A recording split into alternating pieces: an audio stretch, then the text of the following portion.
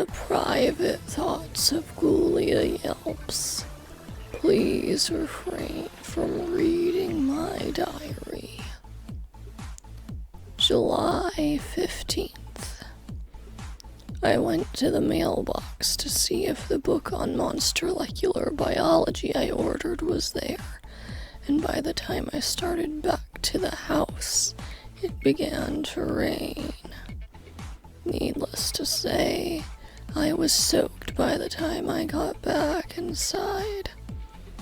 Everyone thinks that I'm so smart, but if I were really intelligent, I would carry an umbrella with me wherever I go. July 16th.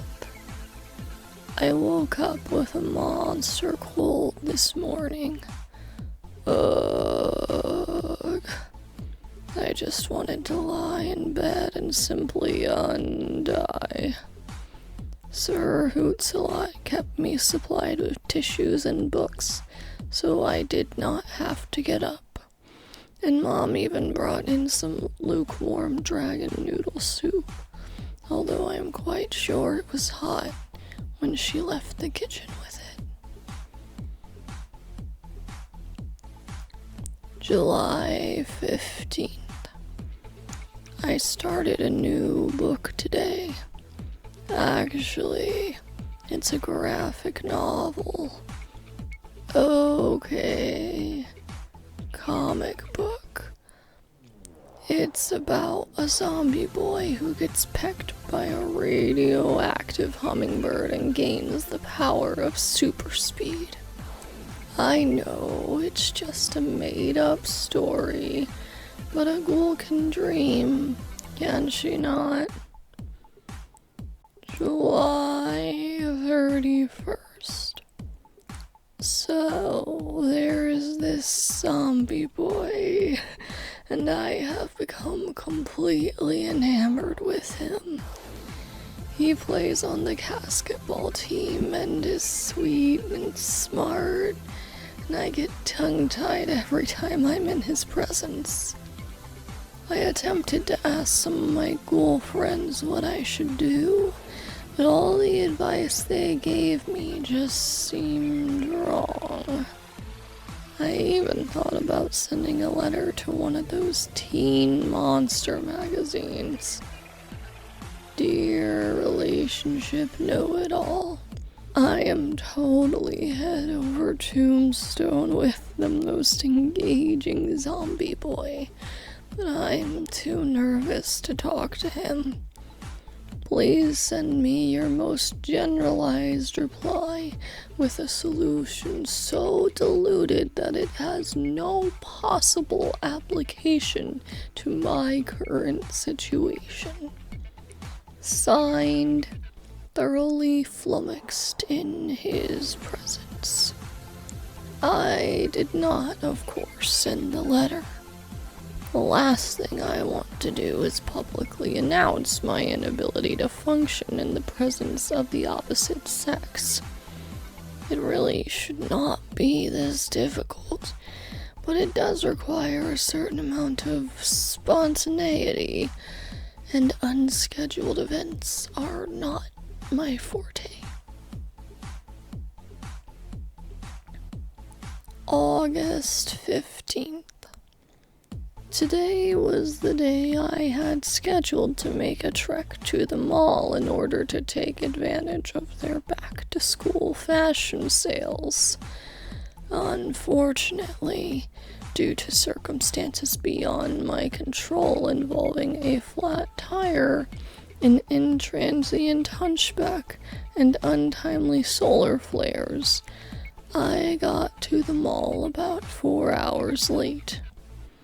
I was able to make up most of the time because I had a list of things I needed, which allowed me to bypass shopping and proceed straight to buying mode. The last stop on my list was the shoe store, and I got there just as they were closing. I tried to talk the store clerk into giving me just a few minutes, but she did not understand zombie. So she just rolled her eyes, said, "Sorry, we're closed," and started to pull down the roll-up security door. This caused the whole day to come crashing down on me, and I started to fall apart. It was then that something remarkable happened. An arm reached around from behind me and stopped the door from closing. Then, through my tears, I could see that the door was being pushed back up, and the store clerk's eyes had gone very wide. I do not know where she came from, but Claudine, perhaps the most intimidating girl at Monster High, stood there in full alpha mode. She said she had a list and that it wouldn't take long, and since you're trying to close 5 minutes earlier than your posted hours, I suggest you open up and wait on her. The clerk swallowed hard and said, "Of course, Miss Wolf." Claudine put her arm around me and said, "Come on, ghoul friend, let's try on some shoes."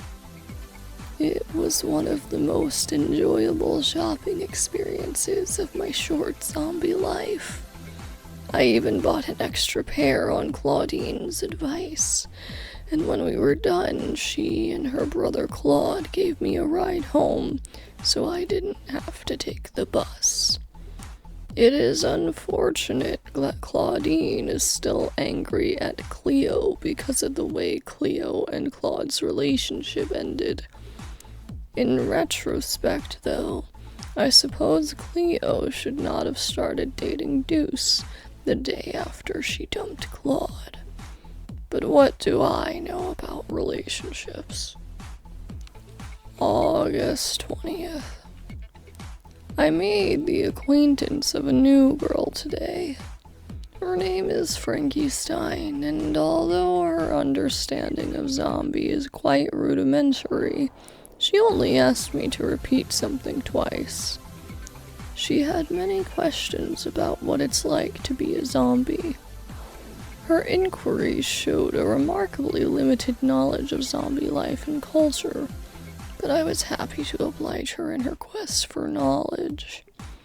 Her first question was, "Why do zombies only speak zombie but write in the vernacular?" Okay, she did not use the word vernacular. Anyway, I told her that it was a function of our unique zombie physiology. Actually, I believe I said that it is the way we are made, like a werewolf gets doubly hairy and ferocious on nights with a full moon, or vampires not being able to go out in the sun without totally covering their skin. It just is. I look forward to getting to know Frankie better when school starts. She is monstrously sweet. August 31st.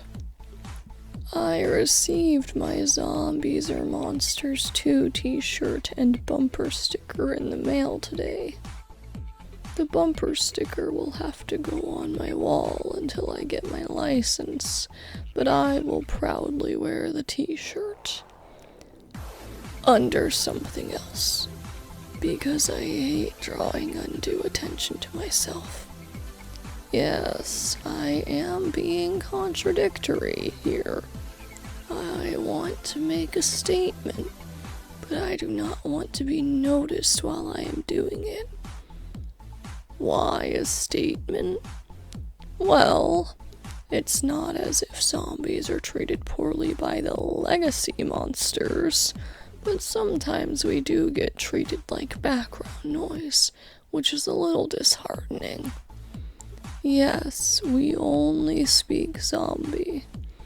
Yes, we slowly shuffle along. Yes, we often appear to be devoid of personality. But the same observation could be made about any teenager. Regardless, I am just as special as any pedigreed monster.